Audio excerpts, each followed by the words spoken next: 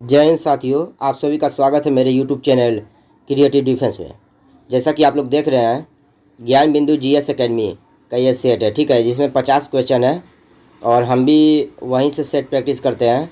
तो आप लोग को भी हम रिवीजन करा देते हैं इससे, ठीक है। अच्छा क्वेश्चन है, आप लोग ध्यान से वीडियो को देखिए और रिविज़न कीजिए, ठीक है।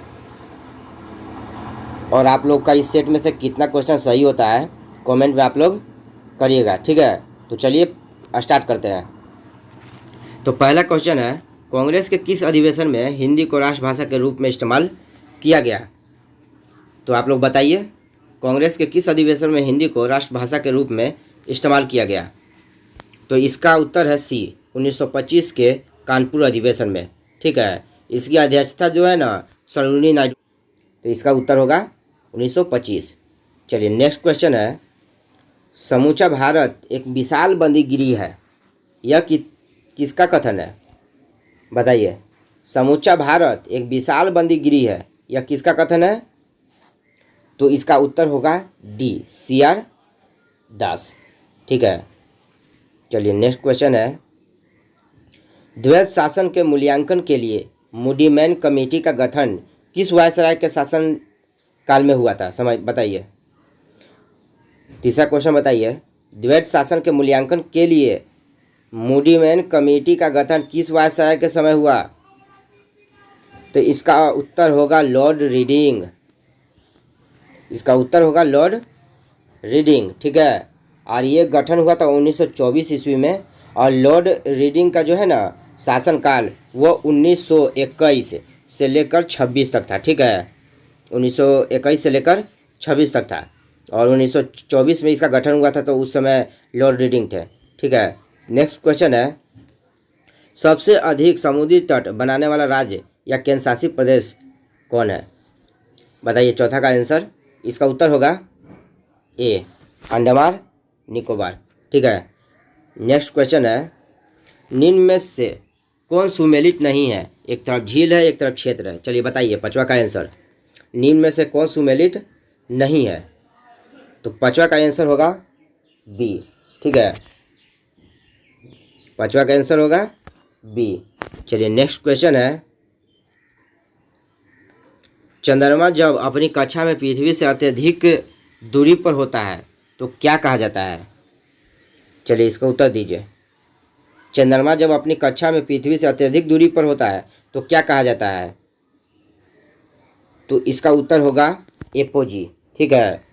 और नज़दीक रहता है तो पेरिजी होता है, ठीक है। नेक्स्ट क्वेश्चन है, निम्नलिखित कथनों पर विचार कीजिए। निम्नलिखित कथनों पर विचार कीजिए। चलिए इसका उत्तर दीजिए सतवा का। सतवा का उत्तर हो जाएगा डी, ठीक है, न तो एक और न ही दो। चलिए आठवां क्वेश्चन है कि किसी राज्य में पंचायतों के निर्वाचन की तिथि की घोषणा कौन करता है? चलिए उत्तर बताइए। आठवां का उत्तर हो जाएगा बी, राज्य निर्वाचन आयोग करता है। नौवां का क्वेश्चन है, निम्नलिखित में से कौन जिला परिषद का अध्यक्ष हो सकता है? चलिए बताइए नौवां, निम्नलिखित में से कौन जिला परिषद का अध्यक्ष हो सकता है? इसका उत्तर होगा डी, इसका अपने सदस्यों में से निर्वाचित। 10वां क्वेश्चन है, निम्नलिखित पर विचार कीजिए। चलिए बताइए। तो 10वां का उत्तर हो जाएगा बी, ठीक है। ये मिला लीजिएगा आप लोग, ये हो जाएगा बी। चलिए नेक्स्ट क्वेश्चन है, पाल वंश के संदर्भ में निम्नलिखित कथनों पर विचार कीजिए। पाल वंश के संदर्भ में निम्नलिखित कथनों पर विचार कीजिए। तो चलिए इसका उत्तर हो जाएगा बी, ठीक है, 2 और 3। चलिए नेक्स्ट क्वेश्चन है, निम्नलिखित कथनों पर विचार कीजिए। 12 का बताइए, निम्नलिखित कथनों पर विचार कीजिए। इसका उत्तर हो जाएगा सी, 1 और 2 दोनों, ठीक है। 13वां क्वेश्चन है, दक्षिण भारत का प्रसिद्ध ग्रंथ तिरुमुराई जिसे पंचम वेद भी कहा जाता है की रचना किसके द्वारा की गई? बताइए 13 का उत्तर। दक्षिण भारत का प्रसिद्ध ग्रंथ तिरुमुराई, जिसे पंचम वेद भी कहा जाता है, की रचना किसके द्वारा की गई? 13 का उत्तर हो जाएगा बी। 13 का उत्तर हो जाएगा बी। चलिए नेक्स्ट क्वेश्चन है, कश्मीर हिमालय की झीलों के संदर्भ में कौन से युग में सम्मिलित है? चलिए बताइए 14 का। कश्मीर हिमालय की झीलों के संदर्भ में कौन से युग में सम्मिलित है? 14 का उत्तर हो जाएगा ए। 14 का उत्तर हो जाएगा ये। चलिए 15 का है, सूची 1 को सूची 2 के साथ सुमेलित कीजिए और सूचियों के नीचे दिए गए कूटों का प्रयोग कर सही उत्तर चुनिए। चलिए बताइए 15 का उत्तर हो जाएगा बी। 15 का उत्तर हो जाएगा बी। चलिए नेक्स्ट क्वेश्चन है, भारतीय उपमहाद्वीप की 3 महत्वपूर्ण नदियों का स्रोत वृहत हिमालय में मानसरोवर झील के निकट है। निम्नलिखित में से कौन सी वे नदियां हैं? चलिए 16 का आंसर बताइए। भारतीय उपमहाद्वीप की 3 महत्वपूर्ण नदियों का स्रोत वृहत हिमालय में मानसरोवर झील के निकट है। निम्नलिखित में से कौन सी वे नदियां हैं? तो इसका उत्तर हो जाएगा 16 का सी। ठीक है। चलिए नेक्स्ट क्वेश्चन है 17, बताइए निम्नलिखित कथनों पर विचार कीजिए। निम्नलिखित कथनों पर विचार कीजिए 17 का। तो 17 का उत्तर हो जाएगा डी। 17 का उत्तर हो जाएगा डी, कोई भी नहीं है। 18, बताइए लोकसभा अध्यक्ष के पद के विषय में निम्नलिखित कथनों पर विचार कीजिए। लोकसभा अध्यक्ष के पद के विषय में निम्नलिखित कथनों पर विचार कीजिए।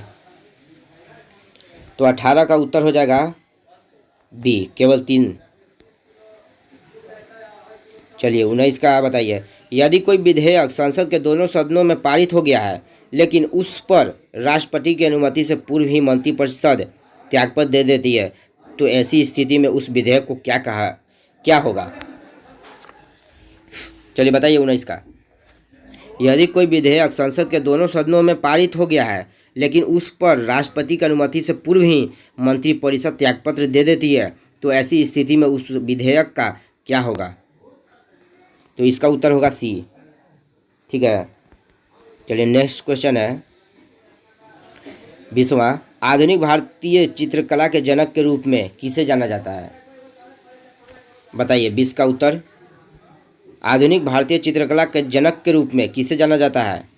इसका उत्तर होगा सी, राजा रवि वर्मा। चलिए 21वां, ऋग्वेद के संदर्भ में निम्नलिखित कथनों में से कौन सा सही है? 21 का उत्तर बताइए। ऋग्वेद के संदर्भ में निम्नलिखित कथनों में से कौन सा सही है? तो 21 का उत्तर हो जाएगा डी, 1, 2 और 3 तीनों सही है। 22 का बताइए, सिंधु सभ्यता से संबंधित निम्नलिखित कथनों में से कौन सा एक सही नहीं है? देखिए यहाँ 2 ऑप्शन है, 2 ऊपर है, ये 2 ऑप्शन पढ़ लीजिए। ठीक है, और 2 इधर है। चलिए तो इसका उत्तर बताइए। तो 22 का उत्तर हो जाएगा बी। 22 का उत्तर हो जाएगा बी। ठीक है, सिंधु सभ्यता के उत्खनन से प्राप्त सांकेतिक मुद्राओं से यहाँ के विकसित व्यापार वाणिज्य का पता चलता है। तो अब नेक्स्ट क्वेश्चन है 23, निम्नलिखित में से किस अभिलेख में आर्यों के नाम का उल्लेख मिलता है? चलिए इसका उत्तर बताइए। निम्नलिखित में से किस अभिलेख में आर्यों के नाम का उल्लेख मिलता है? तो इसका उत्तर हो जाएगा डी, सभी। ठीक है, हिटाइट, कसाइट, मिटनी। ठीक है, सब होगा। नेक्स्ट क्वेश्चन है 24, निम्नलिखित युगों पर विचार कीजिए। एक तरफ आर्द्र भूमि है और दूसरी तरफ नदियों का संगम है। ठीक है, तो 24 का उत्तर हो जाएगा ए, केवल एक सही है। ठीक है, नेक्स्ट क्वेश्चन है 25, निम्नलिखित में से किस पौधे की पत्तियों का उपयोग रेशम कीटों के पालन के लिए नहीं होता है?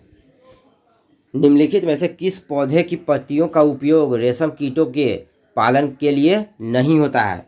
तो 25 का उत्तर हो जाएगा डी, सागौन। 26 बताइए, निम्नलिखित में से कौन सी मृदा स्वतः जुताई के गुण को प्रदर्शित करती है? तो 26 का उत्तर हो जाएगा सी, काली मृदाएं। नेक्स्ट क्वेश्चन है, भारत के संविधान के भाग 4 में अंतर्विशिष्ट प्रावधानों के संदर्भ में निम्नलिखित कथनों में से कौन सा सही है? ठीक है, बताइए। भारत के संविधान के भाग 4 में अंतर्विशिष्ट प्रावधानों के संदर्भ में निम्नलिखित कथनों में से कौन सा सही है?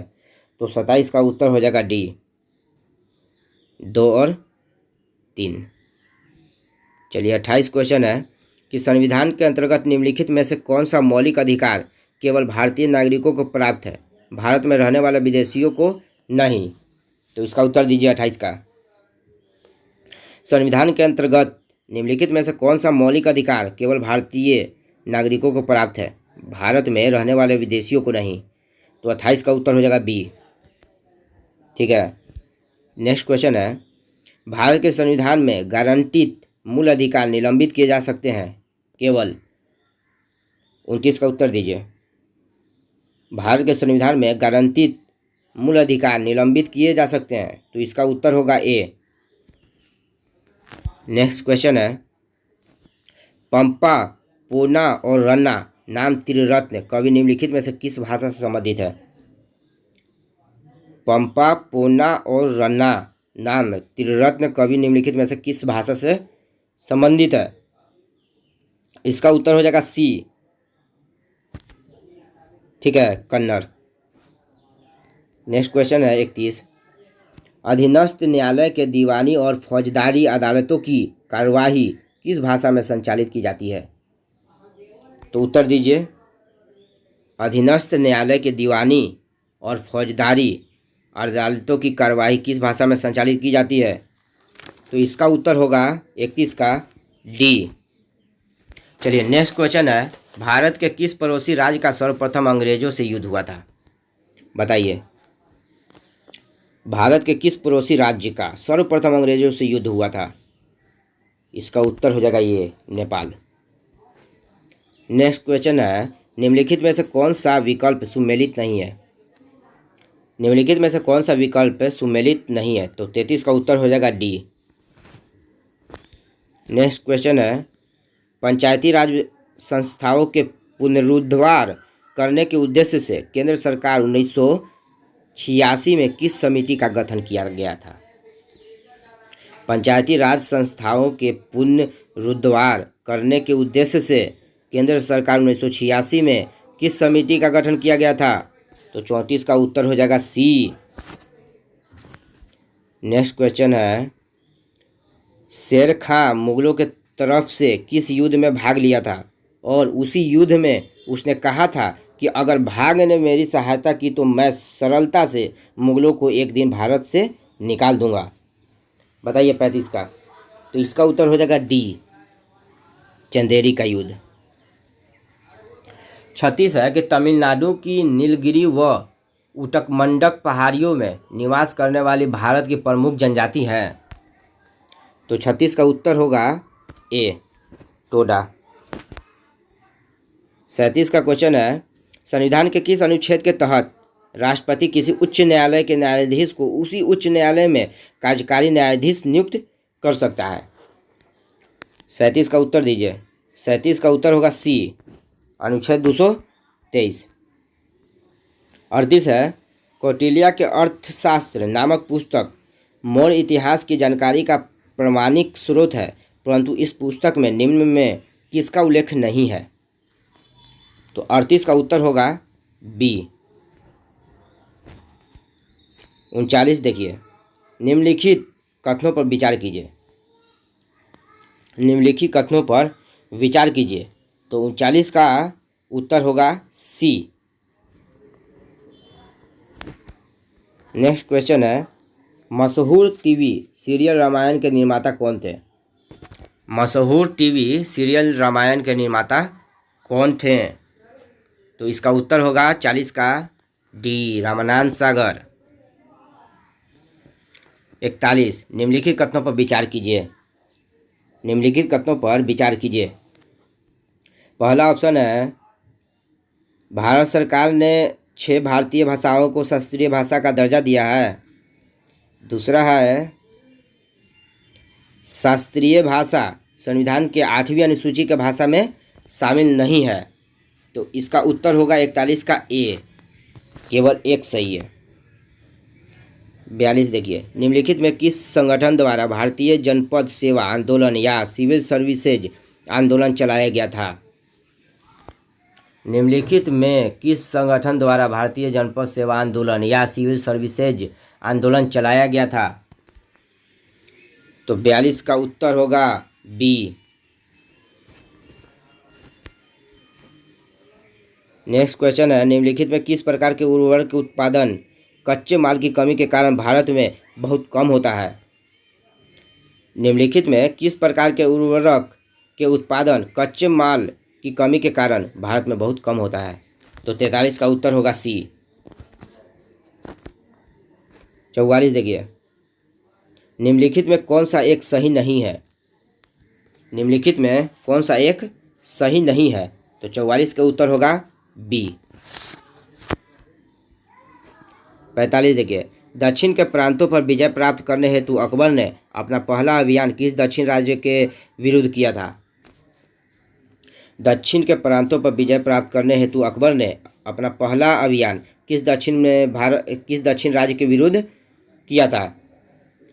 तो इसका 45 का उत्तर हो जाएगा बी, अहमदनगर।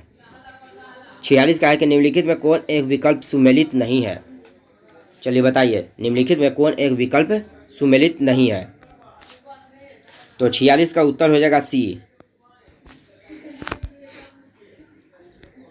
भारत सरकार ने 2017 में क्रीमी लेयर का मापदंड 6 लाख रुपए से बढ़ाकर कितना कर दिया है?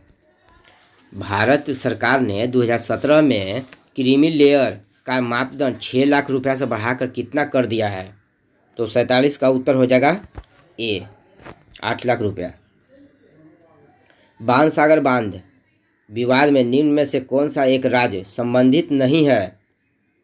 बताइए, बाणसागर बांध विवाद में निम्न में से कौन सा एक राज्य संबंधित नहीं है? तो 48 का उत्तर हो जाएगा डी, छत्तीसगढ़। 49 का बताइए, भूमिदान का पहला अभिलेखीय साक्ष्य नानाघाट अभिलेख है जिसका संबंध किस वंश से है? भूमिदान का पहला अभिलेखीय साक्ष्य नानाघाट अभिलेख है जिसका संबंध किस वंश से है? तो 49 का उत्तर हो जाएगा बी, ठीक है, आंध्र सातवाहन वंश से है। और लास्ट क्वेश्चन, चलिए बताइए 50 नंबर क्वेश्चन, सिख धर्म में अवसान दिवस किस गुरु के याद में मनाया जाता है? तो इसका उत्तर हो जाएगा बी, गुरु तेग बहादुर। तो चलिए, ये रहा 50 क्वेश्चन। अब आप लोग को जो है ना बताना है कि 50 क्वेश्चन में आप लोगों का कितना जो है वो सही हुआ है, ठीक है, सही सही बताना है कि 50 क्वेश्चन में आप लोगों का कितना सही हुआ। तो ठीक है साथियों, जय हिंद।